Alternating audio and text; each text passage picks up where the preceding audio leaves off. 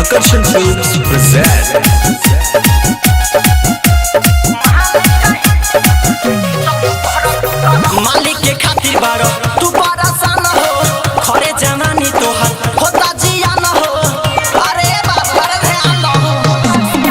मालिक के खातिर बारो तू बड़ा सान हो खरे जवानी तोहर होता जिया न हो राखो मनवा में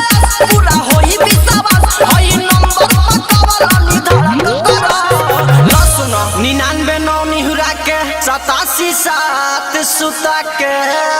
जब महल चाही तो संपर्क करो जब महल चाही तो संपर्क करो जब महल चाही तो संपर्क करो जब महल चाही तो संपर्क करो हे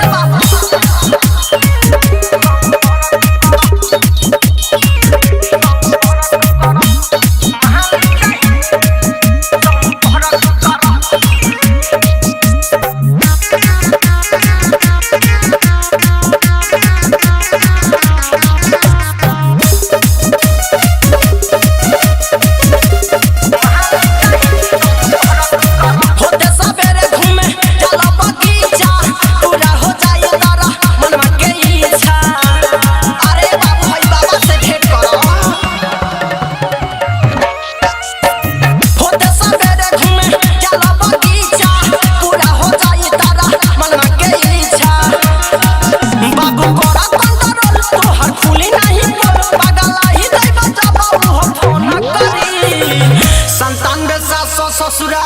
99 9 सहनई हाथ जब महल चाही तो संपर्क करो जब महल चाही तो संपर्क करो जब महल चाही तो संपर्क करो जब महल चाही तो संपर्क करो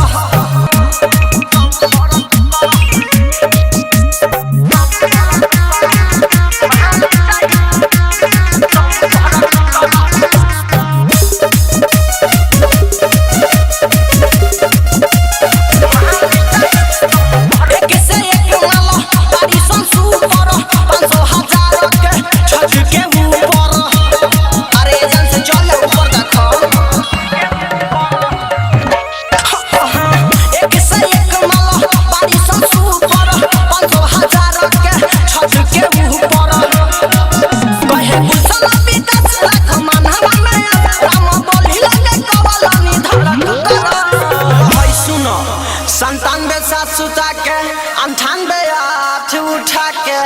जब महल चाही तो संपर्क करो जब महल चाही तो संपर्क करो जब महल चाही तो संपर्क करो जब महल चाही तो संपर्क करो हे बाप मालिक के खातिर बारो तू परेशान हो खरे जवानी तोहर होता जिया न हो राखो मनवा में पूरा होई विश्वास होई नंबर